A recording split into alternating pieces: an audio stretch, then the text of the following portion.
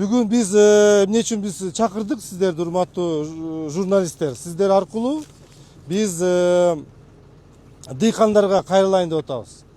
Дыйкандар кайрылайын деп атабыз. Мына сиздер жакшы билесиңер, урматтуу биздин президентибиз азыр айыл чарба багытына көп жумуштарды, көп акча каражаттарды жардам берип атат. Ошонун негизинде биз каналдарды куруп атабыз, суу сактагычтарды куруп атабыз, бетонный полотнону төшөп атабыз.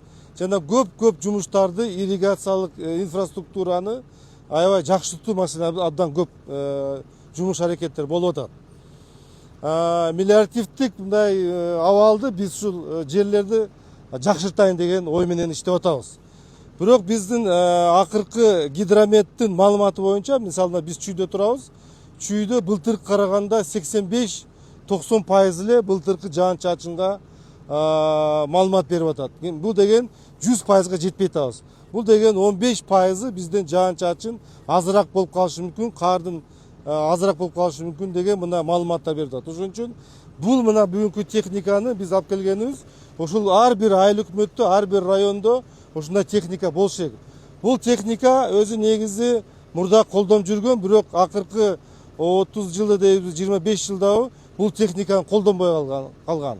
Бул мына орусча айтканда бул шелерес. Сиздер жакшы билесиңер, ар жылы биздин дыйкан жерди айдайт, 20-25 сантиметр айдагандан кийин жерди тоңгорот, андан кийин будайын себет же башка бирөөнү себет, дагы ар дайыма техника кирет. Комбайны кирет, трактору кирет, жана башка техника кирет. Ал таптаганда 20 сантиметрден кийин пласт болуп калат. Пласт деген эмне? Бул пласт деген бир мындай жердин бетону деп коебуз. Жердин бетону. Жерди бетону болгондон кийин ал жака, нар жака суу эч кандай өтпөйт, өтпөйт. Жана биздин өсүмдүктөрдүн тамыры дагы өтпөйт. Ошон үчүн 20 сантиметр айдагандан кийин жерибиз тез кургап эле нымы жок болуп кетет да. Ошон үчүн мына бул шелерезди, мына азыр бул шелерез 70 сантиметр киреби? Мына 70 сантиметр. Эгерде 20 сантиметр мурда айдап жүргөн жерлер болсо 25-20 сантиметр.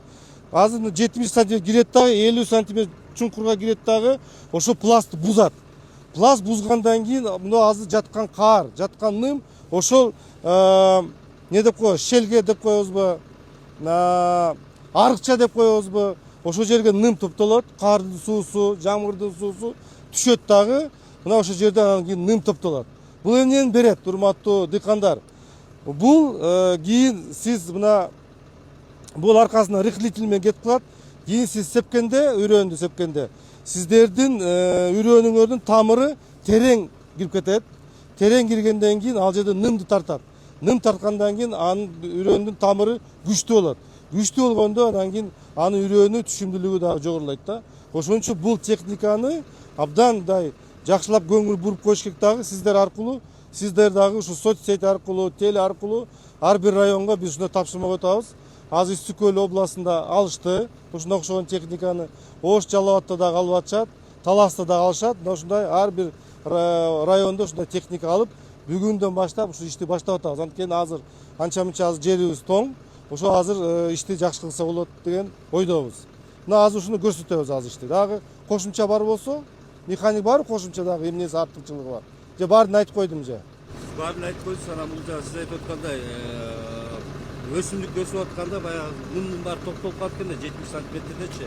Ошо чыгып атканда баягы жалбырактарга именно майдын орто чейинде уже берип баштайт экен да. Ошондо көчөт 30%-га түшүмдүүлүктү көбөйтүп алат экенбиз. Азыр эми эмне көрөбүз? Азыр айдагандан кийин метр барбы? Бар. Азыр метрди көрсөтөбүз, деген иштери бар экен. Ошо менен көрсөтөбүз канча киргенин. Мына ушул бул жерде азыр бүт толугу менен айдап чыгат. Айдап чыккандан кийин даярдап кой. Бул жерде айдалган эмес эч нерсе. Селген жок. Бул айдалгандан кийин кар жок болгондон кийин даяр болгондо селка менен, түз селка менен айдап эле сейип салат.